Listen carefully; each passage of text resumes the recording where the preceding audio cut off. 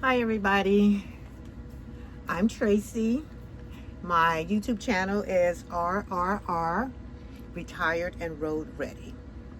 I've been on the road for solo for about 2.5 years. And how do I feel about it? Well, let me start from the beginning. So in my 30s, I've always said when I retired that I want to get me an RV, hit the road, and my address was going to be somewhere in the good old US of A. Well, I retired at 63. I'm 66 now.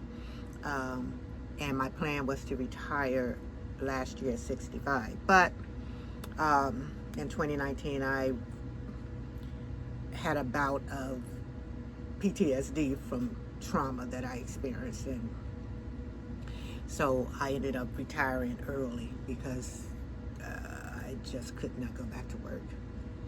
So, but my 2.5 years on the road,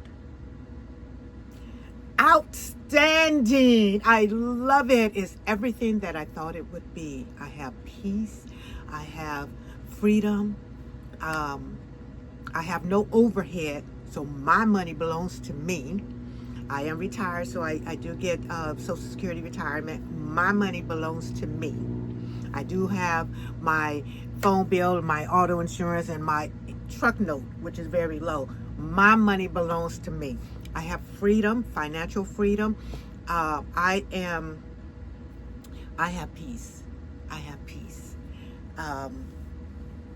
So I've been on this solo trip for about 2.5 years, and it works for me because, and I would have to say, even before the PTSD, I've always enjoyed my company. I don't need to be around a bunch of people, and I don't need to be sightseeing.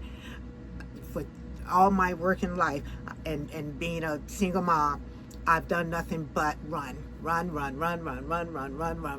move, do. You got children, you can't sit still. So I said that when I retire, I'm just not going to do shit. Nothing. And I don't. I get up when I want, if I want. I sit still. I sit still. I can sit still. I enjoy my company. I can sit still. I save a lot of money when I sit still too. So one of the things, let me plug this phone in. One of the things that did get a little tiring was I wished I had someone to travel with or camp with. So a couple of years ago, I found a group. Every year in Arizona, they have this big RV event. So I found a group of people that were going down there for this event. And I've always wanted to go, but I didn't want to go by myself. So I found a bunch of my people that were going down there, and I ended up hooking up with them. And so this year was the second year, and it'd be every year after. But I met a bunch of wonderful people. And so after the event, we all, there's a lot of solo people. There's a lot of us that are solo. So after the event, there were several of us that all got together, and we decided to move to this area, and then we moved to that area. And so we traveled together. Well, I took a little break so I could hook up to a campground, so I can do use the amenities and just sit still. But I love boondocking. So anyway, this lifestyle, oh my goodness, I feel like I've made it out of the matrix. I'm not living life as we're programmed to live.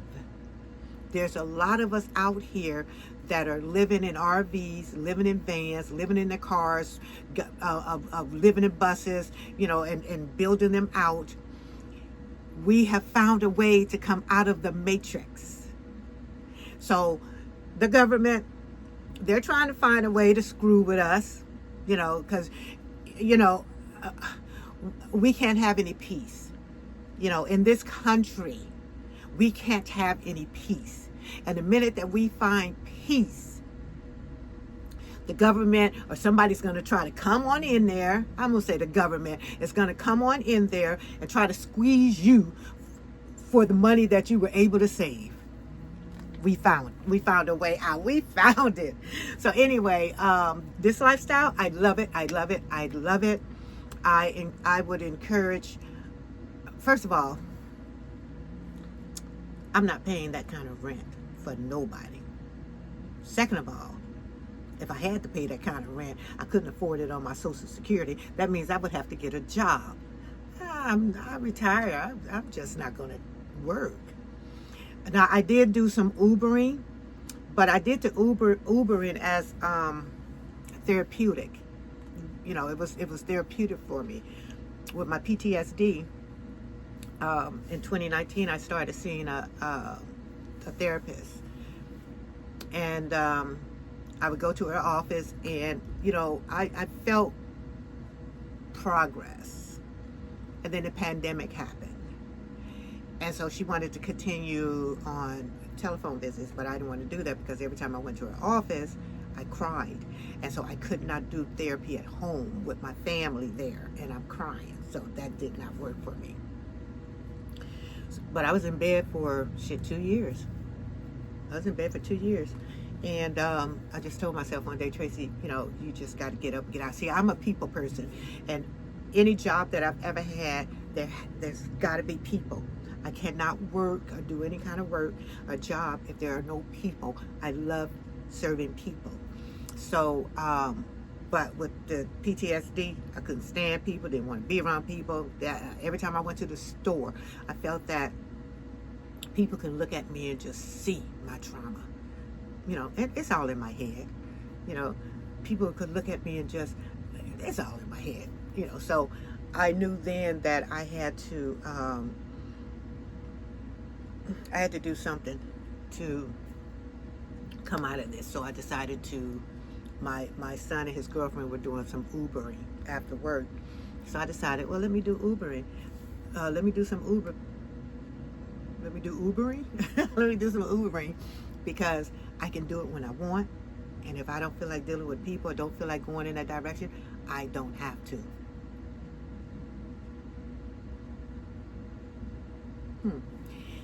So I did the Ubering. Now I signed up with Uber, and that actually took me a few months to take a delivery. I would turn the app on, and when something would come through that I felt was good, I wouldn't do it because I just wasn't ready. I was like that. Ugh. And so finally, I made myself take a run, and it was cool. It was easy. And that's okay. This ain't bad. This ain't bad. So when I felt like I needed to get out, when I felt like I was able to handle being around people, I would turn that app on and go on runs. And that has helped me with my, that was therapy for me. I still deal with PTSD. I still go from 1 to 100 in 10 seconds. Ask the folks around me. But so I know I'm still dealing with PTSD. I don't like to be around a lot of people all the time. I do like my me time. I like to just sit still. Sometimes I you know, and when I say sit still, that means I don't even want to talk. Just sit still. I like to be up there. Just sit still. So this lifestyle and my PTSD, it works for me. It works for me. When I sit still, I save money, which is good because I need to get my emergency money built back up. I'm with an RV organization, 1,000 Trails.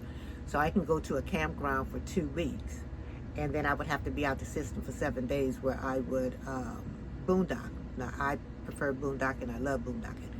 But I do go to the campground, you know, for the amenities. But with the 1,000 Trails, I'm only paying $44 a month for a year, and then before, you know, and then you renew.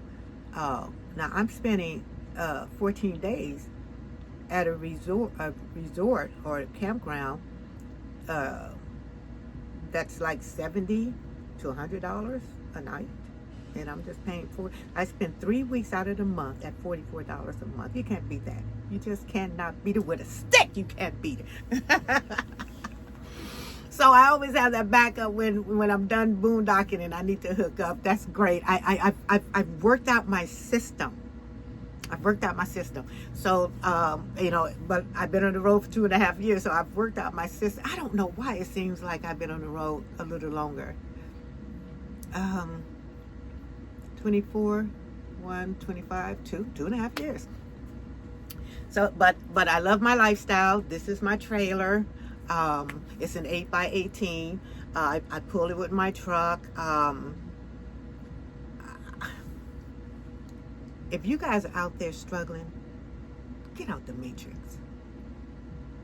You know, if you're paying that $2,000, $3,000 a month for rent, get out the damn matrix. You know, check out van life and schooling, and I mean, my goodness, get out the matrix. You're working for your oppressors.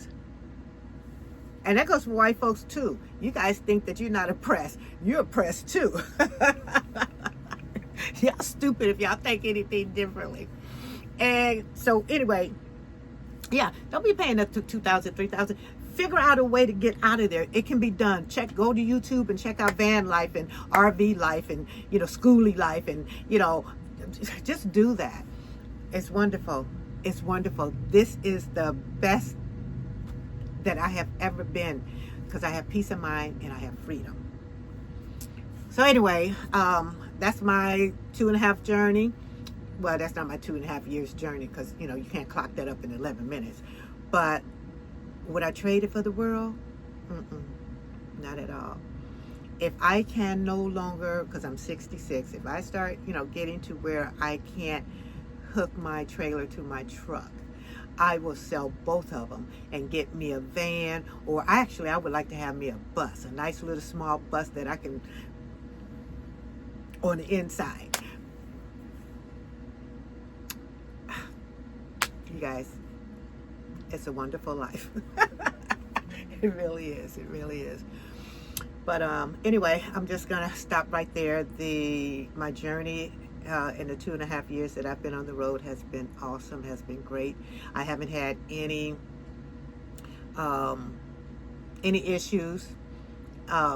Before I got on the road, my sons made me promise, because I like the boondock, to make sure I have things to take care of myself with. So, I've never had to use anything, and and that's only because the people that I meet on the road that are doing the same thing that I'm doing, these are the same people that feel like me. They don't want to be bothered with people either. They don't want to be around a bunch of folks. We do our thing. We mind our own business, because we all want the same thing, just to be left the fuck alone. We'll intertwine and interact when we want to. But when we don't want to, we don't, and we're content. I am so content with my life right now. I would love to have a partner to do this with, and fortunately, a few months ago, my sister reintroduced me to an old friend of mine from 50 years back, Ralph. He's always wanted to do this lifestyle, live this lifestyle too. So I'm waiting for us to just get to where we're doing this. But we have decided I'm going to keep my trailer. He's just going to have to get him an RV. First of all, I think it's too small. It will work, but I think it's too small for 2 people. And I need my space. I want my space. I love my space. And if we get on each other's nerves, he'll have some place to go and I'll have some place to go. We can hook up later. So I would definitely love to do that. And Ralph, I'm waiting on you. But so anyway, that's my journey. It's been great. I really, you guys that are out there struggling, and even single parents with children, I'm going to say this, black people, please Find this way of life. Work online if you can. Take your children out of that man's public schools. You're putting your children's most precious commodity in the hands of our oppressors. Take your black children out of that white school system. It's screwing with them, with their heads. We're not liked. What makes you think your child in that school system is liked? So anyway, black parents, find a way. Find a way. It can be done. If I had known about this lifestyle a long time ago, and if I knew how to do it, I would have homeschooled my children while on the road. You know, but at that time there was no online. You had to be at a job. Now you can work online. It's things you can do online that will provide your income where you can hit the road, Jack. But anyway, hit the like button. If you guys have any questions, please leave it in the comments section and subscribe, okay? So you guys take care, and I will be back. If there's anything you guys want me to talk about, because I kind of went through this fast, even with the PTSD, you know, there's things that I can really go into detail with, but just let me know in the comment section. Anyway, I will talk to you guys later. Love you all. Bye-bye.